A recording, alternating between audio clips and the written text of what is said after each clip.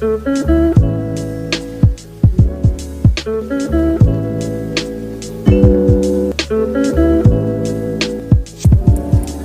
lanjut ke video, jangan lupa subscribe.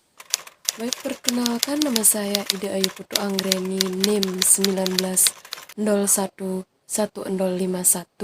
akan memaparkan materi mengenai manajemen keuangan, yaitu bagaimana cara mengatur manajemen keuangan dan langkah-langkah apa saja yang perlu diperhatikan serta apa saja yang perlu diminimalisir. Tidak dapat dipungkiri bahwa wabah COVID-19 sangat mempengaruhi kehidupan kita, terutama dalam manajemen keuangan kita. Dengan melihat berbagai perusahaan yang harus memotong gaji para karyawan dan sampai merumahkan para karyawan ataupun di PHK, atau banyak pembisnis yang gulung tikar, membuat kita harus lebih jeli dalam mengatur manajemen keuangan kita. Kita tidak akan pernah tahu kapan pandemi COVID ini akan berakhir. Penting bagi kita untuk mengatur manajemen keuangan kita agar stabil di masa pandemi COVID-19 ini. Saya memiliki beberapa cara untuk mengatur manajemen keuangan kita agar tetap stabil di masa pandemi ini. Yang pertama ada mengevaluasi sumber pendapatan kita dan anggaran kita. Apapun sumber penghasilan kita, baik itu karyawan, pedagang, atau pengusaha, beresiko mengalami penurunan penghasilan di masa wabah ini. Inilah alasan kita perlu memodifikasi pos-pos anggaran pada perencanaan keuangan untuk mengantisipasi resiko paling buruk. Jika biasanya pengeluaran kita meliputi 4 pos, kita bisa membuat skala prioritas di mana kita lebih mementingkan kebutuhan kita daripada keinginan kita untuk menekan pengeluaran yang tidak perlu dari manajemen keuangan kita. Rumus ini sangatlah penting bagi kita atau bagi saya terutama atau para ibu rumah tangga lainnya, karena ini bisa memanage keuangan kita di mana kebutuhan yang tidak, maksudnya keinginan yang tidak penting bisa kita tabung untuk dijadikan sebagai simpanan darurat. Kemudian yang kedua ada bijaksana dalam berbelanja. Cara mengatur keuangan kita di masa pandemi ini adalah bijaksana dalam berbelanja, di mana kita tidak harus berbelanja terus mengangsur seperti terlalu banyak menyetok bahan makanan atau membeli smartphone baru. Itu akan membuat keuangan kita menjadi membengkak dan sulit untuk kita mengaturnya. Jadi kita harus bisa menghemat pengeluaran kita, atau kita lebih berbelanja seperlunya. Apa yang diperlukan sekarang itu saja mungkin yang harus dibeli, untuk besok bisa dibeli besok. Kemudian yang ketiga ada cari sumber penghasilan tambahan, di mana sumber penghasilan tambahan ini sangat penting untuk kita sebagai seperti saya sebagai mahasiswa ataupun sebagai para ibu-ibu rumah tangga muda.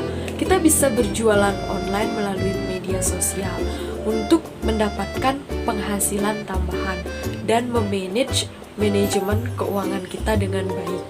Peluang bisnis di masa pandemi ini pun sangat baik atau sangat banyak. Seperti kita bisa, jika kalian sebagai wanita mempunyai keterampilan dalam menjahit, kita bisa membuat masker kain dan kita dapat menjualnya melalui media sosial ataupun melalui offline, atau dengan berjualan lapak di pasar atau dengan mobil-mobil di pinggir jalan. Atau mungkin kita bisa membuka jasa delivery online, atau mungkin bisa membuat makanan kemudian kita jual melalui online. Mungkin itu beberapa contoh dari cara kita mencari sumber penghasilan tambahan. Kemudian yang keempat ada mengurangi pembelian yang tidak kita butuhkan, dimana seperti yang sudah saya jelaskan di video sebelumnya, bahwa kita harus meminimalisir keinginan kita. Seperti halnya kita ingin membeli smartphone baru atau smartphone keluaran terbaru. Bahkan kita sudah memiliki smartphone. Jadi kita harus meminimalisir keinginan tersebut agar manajemen keuangan kita tidak terlalu membengkak. Kemudian yang kelima, sisihkan uang sisa atau uang yang seharusnya untuk kalian berfoya-foya itu untuk dijadikan investasi, di mana kalian bisa tabung uang tersebut supaya jika ada keadaan darurat kalian bisa memakai tabungan tersebut atau juga bisa mengambil uang tersebut. Jadi kita bisa lebih bijak dalam memanage keuangan kita. Kemudian yang keenam atau yang terakhir, penting untuk kita menyiapkan dana darurat untuk keadaan krisis. Kita tidak akan pernah tahu kapan COVID-19 ini akan berakhir. Jadi kita membutuhkan dana darurat untuk mempersiapkan atau meminimalisir keadaan-keadaan yang kita tidak inginkan. Seperti mungkin sekarang kita atau saya bisa sehat, tidak tahu lagi besok, lusa atau seterusnya kita mungkin akan sakit.